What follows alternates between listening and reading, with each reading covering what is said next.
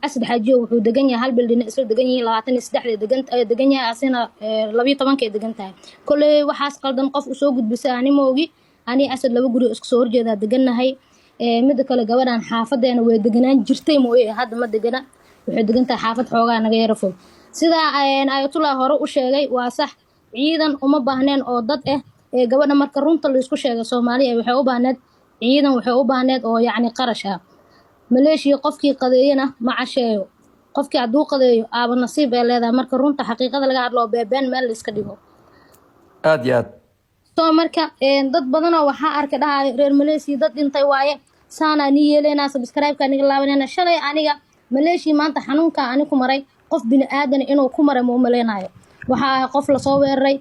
qofkii dad u xigay soo weeraray gurigeeda lagu soo weeraray midii la geliyay la dhibaateeyay isbitaal intaas ku jirtay mataqaanaa yacni qofkii dhibaateeyayna eesan cadaalad eesan in muddo eesan u helin qof yacni maanta garabkeyga soo istaagta mala qof aa ugu xumaana malahan runta marka laga hadlana maleeshiya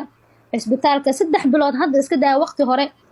xaritaan hadda ka sheekeynaya hal san iyo barak soo wareegtay waa sax Soomaalidu way soo garab istaageen garab ay siiyeen taasi ma ahan mid yacni inkiri karo oo ugu horeeyo Yaasin Haliyey Ayuub Kaarlo dadkii waxay ahaayeen social media dadkii ii kacay oo yacni qofkaas inaa ani maanta soo qabto oo xabsi aa geeyo dadkii ka dambeeyay sababtoo ah social media waa meesha kaliya ee dadka ay wada arkayaan laakiin haddana ma dhihi karo dadkan maxay ii siin waayeen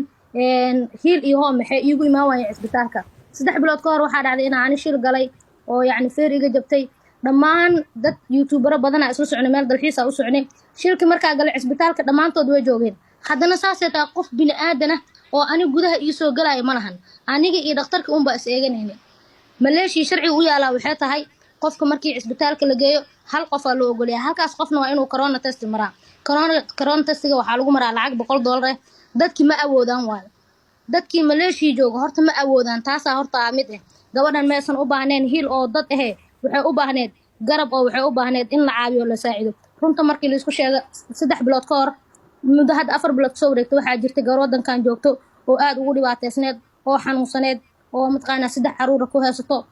oo cidna aanan u joogin hooyo aaba aanan u joogin walaal aanan u joogin oo anaga camal ah waxaa dhacday inaa social media inay ii sheegtay dhahdo walaal waa xanuunsanahay adinka social media ku jiro waxaa rabaa inaa yacni mataqaanaa ii kacdaan social media markaa soo dhigoo dhahay gabadhan dhibaatadaana haysato saani wax u jiraan 3 caruur halkan ku haystaa afkeedii dhinaca kale maray isha wax ma ka aragto afqalooca ku dhacay dhibaatadan haysta lacaga loo baahan yahay Soomaaliya u kacno qof bini aadan maanta oo garabkeeda soo istaagay ama Malaysia jooga aan xaaladda Malaysia ka jirto oo ma dhahay qof Malaysia joogo lacag isbitaal ha naga bixiyo lacag saan ha sameeyo gabadha caawiyo ma dhahay qof bini aadan oo Malaysia jooga ama wadan kale joogo oo garabkeyga soo istaaga maanta oo dhahay gabadhan maxay u baahan tahay maxay daawo u baahan tahay dhahay ma jiro aniga iskeyga kartideeda u kacay qofkii ani yacni gooni wax ugu weydiin karo iyo aniga kartideeda biilkeyga reer Malaysia marqaati ay ka yihiin isbitaal ku geeyo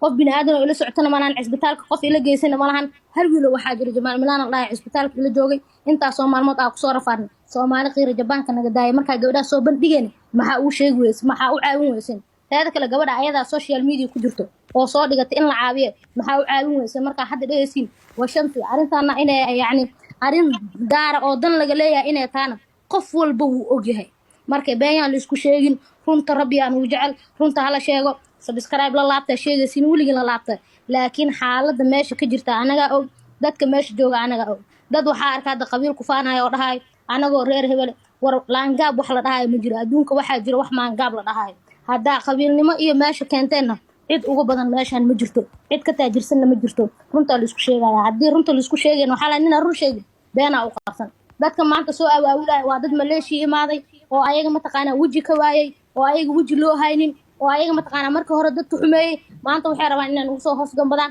ee dhaan reer Malaysia way xun yihiin wax xumaan la dhahay malan gabadha ilaa iyo hadda hiil waxay u baahan tahay 150 qofood oo Malaysia waxaa joogto ku baahan oo la qof tikitka u jaro oo wadanka ka diro marka beenya la isku sheegin qof walba dantiisa haysato qof walba dibkiisa haysato anaga ma ogdin waxa qabno ma ogdin waxa anaga yacni saa u noolnahay waxa arkina kaamirada kaliya waxa arkina qosolka aan la soo bandhigayo qof walba xanuun gooniyo qaba asad had dad waxa dhahay arkay isbitaalku wuxuu u galay si uu isku difaaco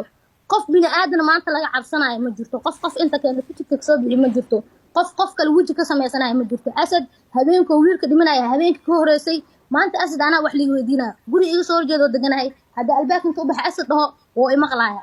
ma habeenkaas saq dhexe isbitaalka marka loo wadayo ambalaasta banaanka imaanaysay anaa xaadir ahaa ma fahantiin marka Soomaaliyeed ha dimbaabina dadka masaakiinta ku degdegina haddii arrintan dad social media ku jiro ee dana gaar ka leeyihiin waa noo sheegi kartiin anaga meeqa sana jirnaa social media weliga ma ku nooleen weligeena nooleen haddana waa noolaan doonaa laakiin qof ashala adi jaceelkaaga iyo yacni taageeridaada aa garab ku siisa aa subscribe aa u saartay maanta qof bini aadan hadalkiisa haddaa u qaadanayso oo aa hayaraac tihiin kolley Soomaaliya idinka idin taala mid kale inta idin sheegayna waxay tahay